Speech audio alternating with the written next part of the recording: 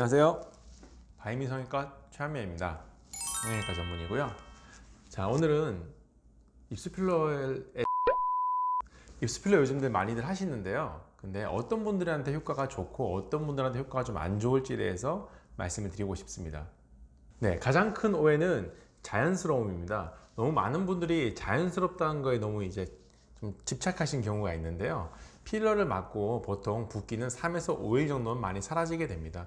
근데 특히 다음날에 붓기가 가장 심하게 됩니다.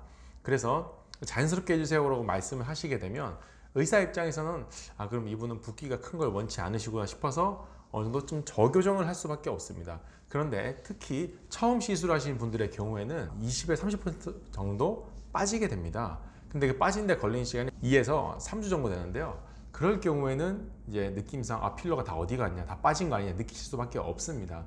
그렇기 때문에 처음 한 1주에서 2주는 좀 과도한 느낌이 들더라도 어느 정도 충분한 볼륨을 주시는 것이 좋고요. 당연히 2주에서 한 4주 정도 뒤에 리터치를 하시는 게 가장 좋습니다.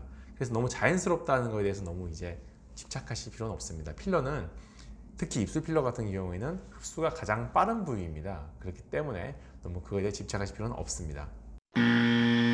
윗입술이 두꺼운 분들이 많으십니다. 윗입술이 두꺼운 분들 같은 경우에 아랫입술을 좀 더 크게 만들어 달라고 말씀하시는 분들이 많은데, 이 입술의 탄력 같은 경우는 정말 개인마다 다양합니다. 특히 젊으신 분들 같은 경우에 아랫입술이 별로 크게 안 늘어나는 분들이 많습니다. 그런 분들 같은 경우에 윗입술에 대해서 이제 보다 아랫입술 많이 넣어달라고 하시겠지만 처음에 너무 많이 넣게 되는 경우에는 앞으로 튀어나올 수밖에 없습니다. 그렇기 때문에 윗입술이 두꺼운 분들 같은 경우 상대적으로 일단 한 번보다는 여러 번에 걸쳐서 입술 조금씩 늘려가는 느낌으로 시술 받으시는 게 훨씬 좋습니다. 처음부터 너무 많이 넣게 되면 아랫입술이 이렇게 튀어나와 보이는 경우, 이런 경우가 가장 이제 맞고 나서 부자연스럽다 이렇게 느끼실 수 있기 때문에 가급적이면 이제 여러 번 나눠서 난 해야 되는구나, 그리고 알고 하시는 것이 가장 좋겠습니다.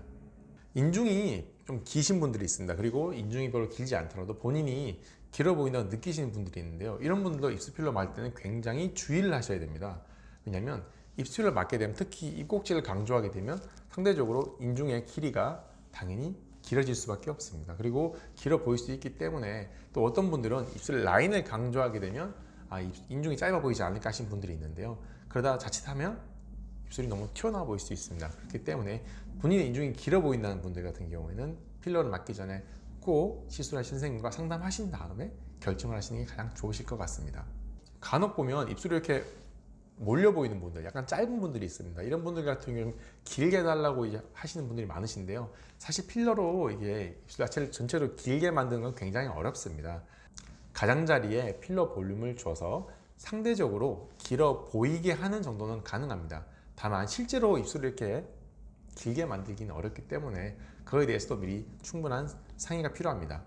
입꼬리를 이렇게 많이 올리고 싶어 하는 분들이 계십니다. 요즘 개봉한 영화 조커처럼 이렇게 크게 올리고 싶어 하는 분도 계신데요. 사실 필러로 입꼬리를 올리는 것은 실제로 올라간다기보다는 올라가 보이는 것처럼 만든다고 생각하시면 됩니다. 입술에 어느 정도 볼륨을 특정 부분에 강조해서 살짝 올라가 보이게 만든 정도인데요. 그렇기 때문에 입꼬리를 워낙 처져 있는 분들, 심한 분들 같은 경우에는 필러나 보톡스만은 어려울 수 있다. 그래서 다른 시술이나 수술이 필요할 수도 있다는 점 미리 아셔야 됩니다. 대부분의 분들을 봤을 때 이제 오른쪽 입꼬리가 좀 떨어져 있는 분들이 훨씬 많으십니다. 그래서 시술 전에는 잘 모르십니다. 볼륨이 작기 때문에 본인의 비대칭에서 별로 신경 안 쓰시는 분들도 많으신데요. 이게 결국에는 필러가 들어가게 되면 이 비대칭이 더 도드라져 보일 수가 있습니다. 그렇기 때문에 시술하기 전에 비대칭이 심한 분들 같은 경우에는 물론 본인이 인지하지 못하신 경우가 대부분입니다. 그렇기 때문에 이럴 때도 시술 전에 충분히 상의를 하셔야 됩니다. 비대칭을 어느 정도는 교정할 수 있지만 똑같이 맞추는 건 불가능하다. 이거를 알고 시술을 받으셔야 결과가 만족스러울 수 있습니다. 결과가 좋지 않은 가능성이 큰 경우입니다. 윗입술이 두꺼운 경우, 인중이 긴 경우, 입술에 이제 몰려 보이는 경우, 입꼬리 좀 많이 올려야 되는 경우, 좌우 비대칭이 심한 경우, 이런 경우에는 필러를 넣는 것만으로 모든 교정이 되지는 않습니다. 그렇기 때문에 보톡스라든지 리프팅 등 이런 것들도 충분히 할 수 있는 선생님과 충분히 상의를 하신 다음에 결정하신다면 좋은 결과를 얻을 수 있을 것으로 생각됩니다.